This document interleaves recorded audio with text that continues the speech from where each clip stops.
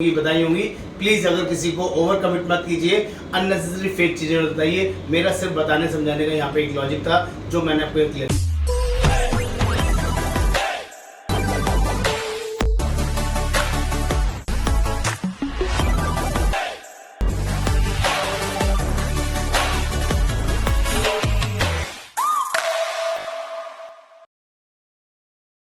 बताई होंगी। प्लीज अगर किसी को ओवर कमिट मत कीजिए, अननेसेसरी फेक चीजें मत बताइए। मेरा सिर्फ बताने समझाने का यहाँ पे एक लॉजिक था जो मैंने आपको क्लियर किया। इसके अलावा और भी चीजें हैं, जैसे शॉर्ट टर्म प्लान हैं क्या एलआईसी के अंदर, टर्म टाटा में आपने देखे कुछ इस तरह के ऑप्शंस। जी, मैं आपको एलआईसी के अलावा बहुत छोटे शब्दों में बताऊंगा कि जो जल्दी थोड़ा क्रक्स बताएंगे तो अच्छा लगेगा। चार रीजन जो मेरे थे। सबसे पहला जो मैंने आपको बताया टर्म इंश्योरेंस, वेरी गुड। दूसरा मैच्योरिटी, वो पॉलिसी बॉन्ड पे लिखी होनी चाहिए, वो नहीं लिखी होती थी, टाटा में लिखी होती है। जी, हमारे पास जो टाटा कंपनी की अगर मैं बात करूंगा तो यहाँ पे इनके पास कई सारे ऐसे प्लान हैं जिसके अंदर राइटिंग में लिखा होता है, पहले दिन से पॉलिसी बॉन्ड पे लिखा होता है। ना केवल लिखा होता है, उसका रेट ऑफ रिटर्न भी अगर आप बात करेंगे तो किसी भी बैंक एफडी से ज्यादा होता है, जिसमें इंश्योरेंस और टैक्स बेनिफिट भी साथ में रहते हैं। और वो सब कुछ सेम रहता है, maturity tax free, premium eighty C के अगेंस्ट, जी, वो सारे ऑप्शन सेम रहते हैं। इसके अलावा बहुत सारे कस्टमर होते हैं जो 15 साल 20 साल लंबे जैसे प्रीमियम टर्म पे नहीं जाना चाहते। अभी वो हमें यहाँ पे 5 साल का भी अगर किसी को प्रीमियम पे करना है और तुरंत छठे साल से उसको पैसा चाहिए, मिल जाता है, ऑप्शंस भी अवेलेबल। अरे वाह, बहुत बढ़िया। डबल भी जल्दी हो जाता है, फ्लेक्सिबिलिटी है, 5 के बाद 6 में लेना चाहे, 7 में लेना चाहे, 8 में, 10 में, किसी भी ऑप्शन में ले सकते हैं। जी, बहुत बढ़िया।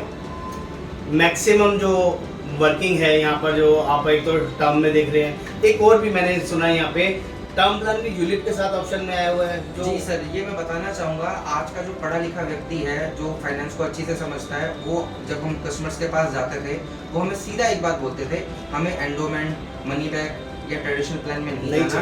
आप हमें क्या कीजिए, आप हमें एक अच्छा सा टर्म प्लान दे दीजिए और हम अपने पैसे को म्यूचुअल फंड में एसआईपी के थ्रू वेल्थ क्रिएशन में जाना चाहेंगे। जी, तो ये आज का पढ़ा लिखा व्यक्ति अगर कोई भी फाइनेंस को समझता है तो वो यही चीज की डिमांड करता है।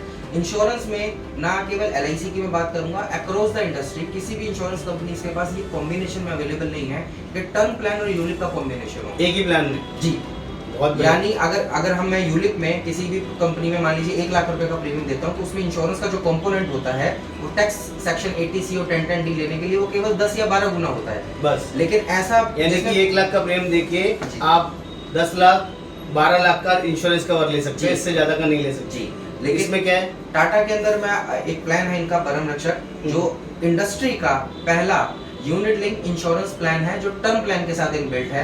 यानी अगर मैं इस प्लान में 1 लाख रुपया देता हूं तो मेरा इंश्योरेंस 1 करोड़ 2 करोड़ 3 करोड़ तक का भी इंश्योरेंस मुझे मिल सकता है। यानी 100 गुना से 300 गुना तक का इंश्योरेंस कवरेज है और बाकी मेरा जो भी पैसा होगा मोर्टेलिटी चार्जेस के बाद, उस पैसा को सीधा टाटा के मल्टी कैप फंड या उनके डिफरेंट फंड्स आते हैं उनमें इन्वेस्ट होगा, जिनका जो मार्केट रिटर्न है वो 15%, 20%, यहाँ तक कि 22 से 24% तक का भी। क्या बात कर रहे हो, 22%, 20%, 24% की रिटर्न टर्म प्लान में।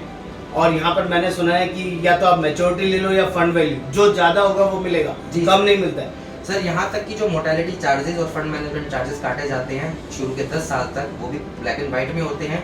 जितने चार्जेस कंपनी काटती है उसका डबल यूनिट्स अगले 10 साल में उसको कंपनी को फंड में अलॉट कर 11वें साल से देना शुरू कर देती है। क्या बात है, क्या बात है। राइटिंग में पॉलिसी में लिखा हुआ होता है जिससे कस्टमर एनॉयड नहीं होता है, क्योंकि पहले जितने यूनिट प्लान आया करते थे उसमें एजेंट्स को कमीशन ज़्यादा देने के चक्कर में मोर्टेलिटी चार्जेस बहुत ज़्यादा हो जाया करते थे। यहाँ पे कितने % मोर्टेलिटी चार्ज होता है? इसमें मोर्टेलिटी चार्जेस जो है हमारे इनिशियल 3% से लेके 6% तक चले जाते हैं। 3 से 6%, वेरी वेरी नॉमिनल। क्या पे आउट कम होता है? नहीं सर, पे आउट उतना ही होता है जितना किसी भी एंडोमेंट और traditional plan, normal term plan या जो भी ट्रेडिशनल प्लान में होता है उसमें कहीं कोई फर्क नहीं है। ये आप लोगों के लिए बहुत अच्छी और बढ़िया बात है। इसके अलावा मैं आपको योगेंद्र जी की बात बताना चाहूँगा। मेरा एक क्लाइंट थे जो लुधियाना में रहते थे और लुधियाना में मेरे मतलब हमारे जानकारी में आते थे।